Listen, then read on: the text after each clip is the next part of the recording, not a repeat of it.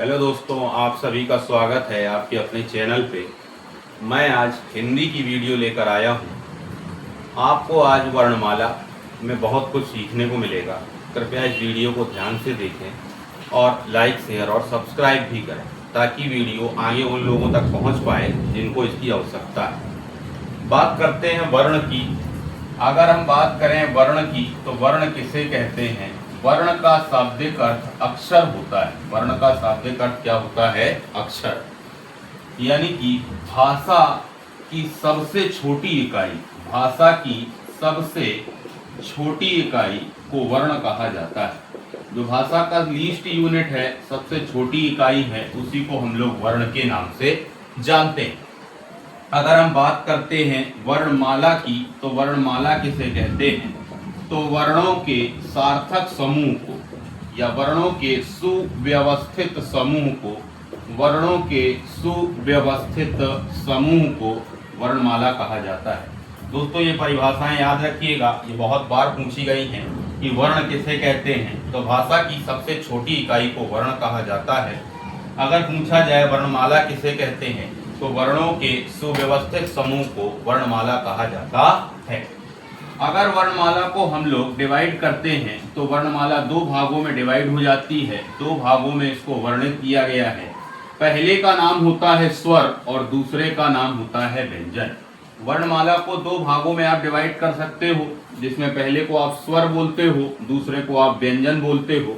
अगर स्वर और व्यंजन की बात करते हैं दोस्त, तो स्वर किसे कहते हैं और व्यंजन किसे कहते हैं उसके बारे में आप ध्यान से सुनिएगा। हो सके तो कमेंट में आंसर भी करिएगा कि क्या आपको सीखने को इसमें मिला है। अगर हम बात करते हैं स्वर की तो स्वर किसे कहा जाता है? तो स्वतंत्र रूप से बोली जाने वाली ध्वनियां, स्वतंत्र रूप से बोली जाने वाली ध्वनियां स्वर कहलाती हैं। ध्वनियां जो है वही वर्ण होते हैं। जिसको आप ध्वनि बोल रहे हो उसी को वर्ण भी कहा जाता है। स्वतंत्र रूप से बोली जाने वाली ध्वनियों को हम स्वर कहते हैं। अगर हिंदी वर्णमाला में स्वर की बात की जाए, हिंदी वर्णमाला में स्वरों की बात की जाए तो हिंदी वर्णमाला में स्वर 11 होते हैं, 11 होते हैं। हिंदी वर्णमाला में स्वर जो है वो 11 होते हैं। जैसे छोटा आ, बड़ा आ, छोटी ई, बड़ी ई, छोटा ऊ, बड़ा ऊ, री से ऋषि, ए, आए, ओ और औ। ये मूलतः स्वर हैं जिनको आप जानते हो। 1, 2, 3, 4, 5, 6, 7, 8, 9, 10 और 11। हिंदी वर्णमाला में स्वरों की संख्या 11 मानी जाती है। अगर अंग और आहा को भी लिखा जाए तो अंग और आहा को हम अयोगवाह के नाम से जानते हैं। किस नाम से जानते हैं दोस्त? अयोगवाह के नाम से जानते हैं। अयोगवाह क्या होते हैं?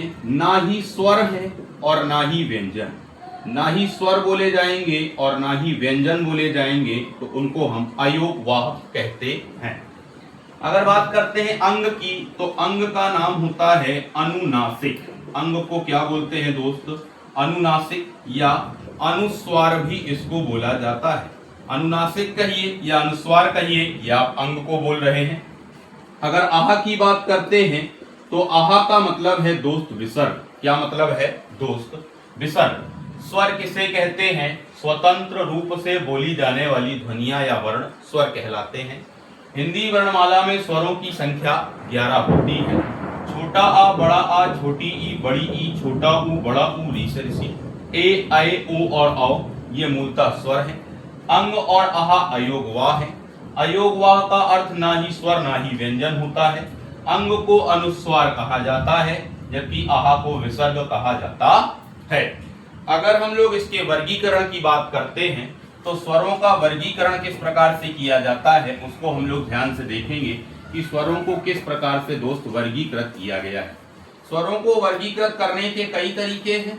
पहला तरीका उच्चारण या मात्रा के आधार पर होता है, जिसको हम लोग ध्यान से सुनेंगे और देखेंगे, और आप इसका स्क्रीनशॉट भी रख सकते हैं या आप पेन कॉपी लेकर बैठ सकते हैं, जिससे आप इसको अपने कॉपी पर नोट डाउन कर सकते हैं ताकि ये वीडियो में जो कुछ भी आपको बताया जा रहा है वो आपके पास हमेशा रह सके।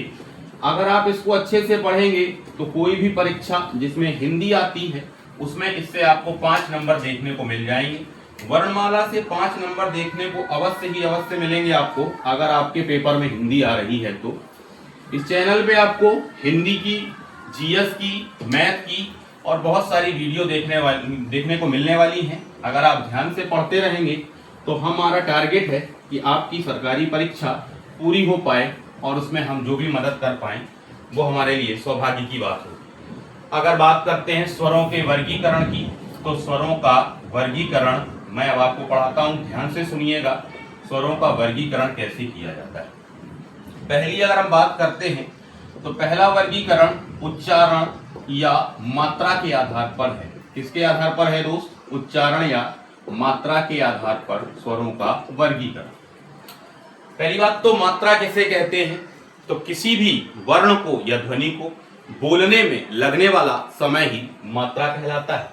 किसी भी वर्ण को या ध्वनि को बोलने में लगने वाला समय, स्वर हो या व्यंजन हो, अगर आप किसी भी वर्ण या ध्वनि को बोल रहे हैं तो उसमें आप स्वर का प्रयोग कर ही रहे हैं, उसमें जो आपको समय लग रहा है उसी को आप मात्रा कहते हैं।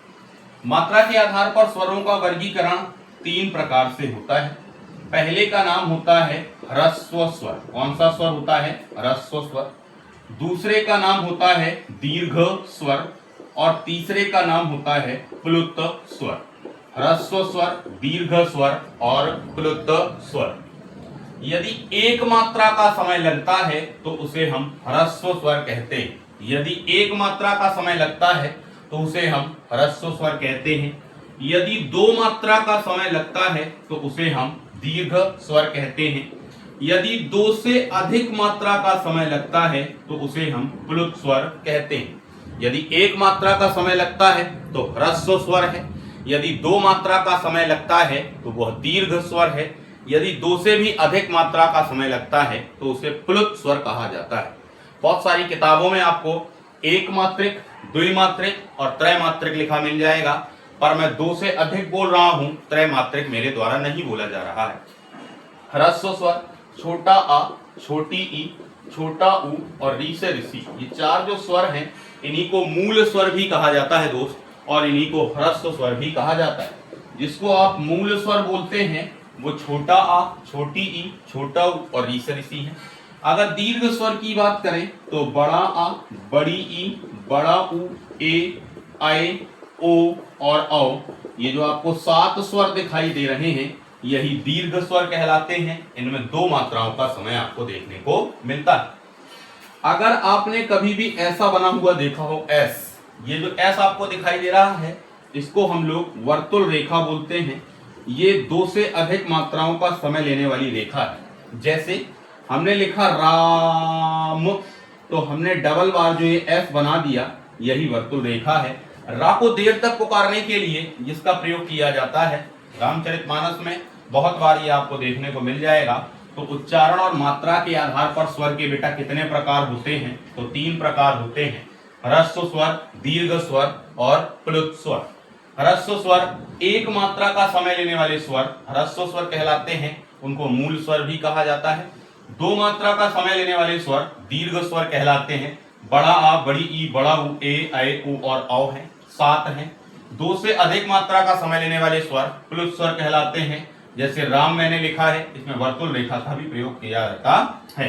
प्लुत स्वर का प्रयोग संबोधन के लिए भी किया जाता है। जैसे हम लोग बोलते हैं हे राम, तो ये जो हे बोल रहे हैं आप, उसके बाद विस्मयादि बोधक चिन्ह, एक्सक्लेमेटरी सिंबल लगा रहे हैं, वो प्लुत स्वर का ही उदाहरण है।